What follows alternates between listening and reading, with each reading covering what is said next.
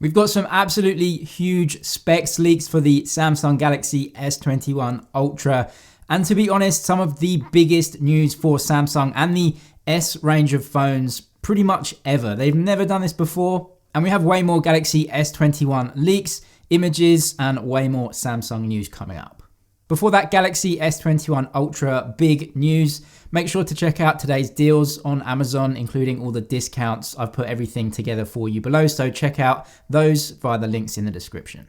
So here it is, the big Galaxy S21 Ultra news, S Pen support, which is definitely strange. This is actually confirmed by Ice Universe, saying he's 100% sure, and when he says something about Samsung, he's usually right.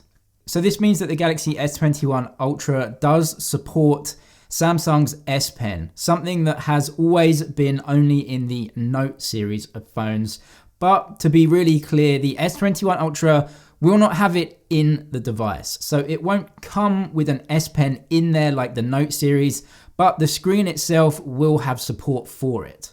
So the S Pen is absolutely loved by Note users. It offers a different level of functionality and you can do so much with it. Samsung have improved it recently as well, but it seems like after some early reports, we now have confirmation that the S21 Ultra will have the S Pen support. And that means that Samsung may well be killing off the Note range of phones.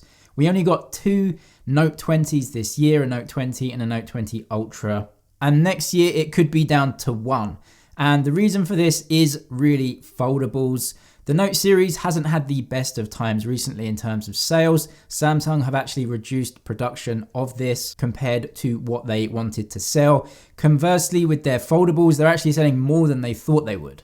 In any case though, the S21 Ultra supporting the S Pen still isn't going to be a complete Note replacement. As it won't be in the phone specifically, you're gonna probably have to buy this separately if you do wanna use it, and that means you're gonna have absolutely nowhere to put the S Pen, so you're gonna have to buy a case that has the ability to slot it in the side. That in itself isn't a terrible thing. If you really do want the S Pen, then you have the functionality in the S21 Ultra. Another reason why Samsung were able to do it this time is that they're using an atomizer in the screen display, which is the thing that allows the S Pen support. This is what the Note series has, the S21 Ultra at least having it, and Samsung have just decided that they're going to turn on this functionality in the software and allow it. And obviously if they're allowing it this time, that means in the future they could possibly put the S Pen actually inside the S22 Ultra, whatever it may be called in the future.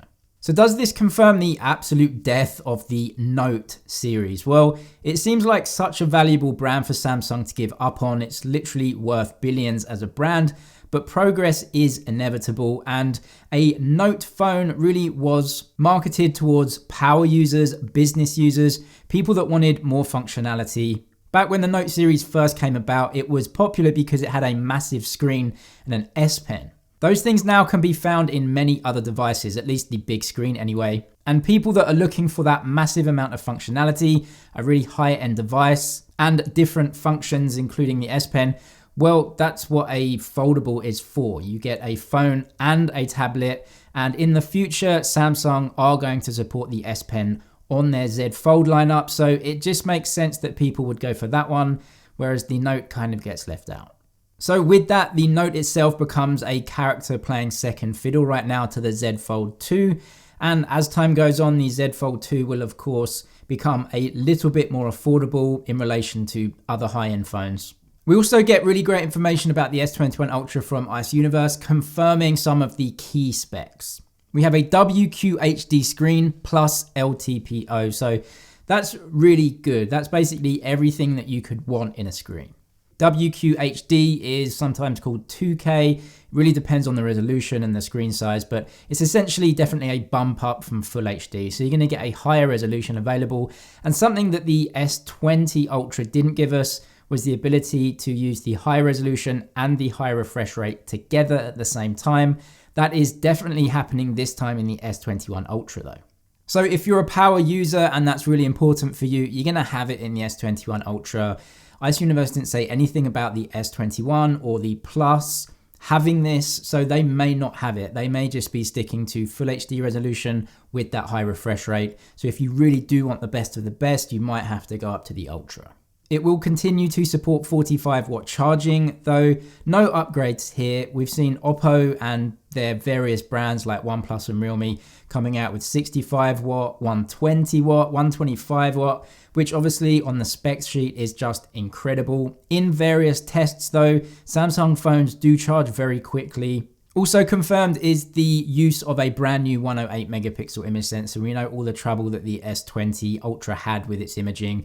You know, the dynamic range and the focusing just wasn't there. They tried to fix it with some updates. It was better, but not perfect. This is a new sensor, the HM3, so we expect focusing and dynamic range both to be improved. Something also really awesome though is what Ice Universe told us about symmetrical bezels. So we've seen the iPhone come out this year, and yes, Apple did reduce the size of the bezels and the thickness of the bezels. That's a really great thing. They can do that now. They have all OLED on the phones. But to be honest, this year and certainly next year, bezels have kind of become a non-issue for a lot of people. They are all small enough now where they're just not really a consideration either way into if you want to buy the phone or not. But a symmetrical design does look great. It looks really great on the iPhone 12s, and we can see Ice Universe mocked up what the S21 Ultra might look like, and I just think those symmetrical bezels give it such a clean aesthetic. It's an amazing look, and I'm really looking forward to see the real device with those symmetrical bezels and that slight new design. Also in Samsung news as well, they have recently released the Exynos 1080. This is a new mid-range chipset, which is looking really great. We've already seen some benchmarks from this chipset, and it's actually way powerful. So it's a 5nm chip. That's the same as all the brand new flagship SoCs are going to be built on. But we've seen in benchmarks, it's actually better than this year's flagship SoC for Android, which is the Snapdragon 865. This thing beats it in the benchmarks. Benchmarks are of course only one way to test a phone, but they're all tested in the same way. It's looking really great for mid-range phones, so some mid-range Samsung phones are going to be using this, and a bunch of phones from the Chinese brands like Xiaomi, Oppo, Vivo could be using this Exynos 1080 chipset, bringing some really good power 5G connectivity into upper mid-range devices next year. The S21 Ultra looking like an absolute beast, to be honest, and as it should be at that price. The S21 Plus, probably the right phone for most people though, just some toned down specs, a better price tag, and that display is going to be just a little bit easier to use for most people. But certainly let me know all your thoughts in the comments. Would you go for the 6.9-inch S21 Ultra with the S Pen? Do you think it's a good thing to have the S Pen, or do you think it's just a feature that not a lot of people are going to use? Let me know in the comments as always. That's it for this one though. Thank you for watching. Thumbs up if you liked it, and I'll see you in the next one.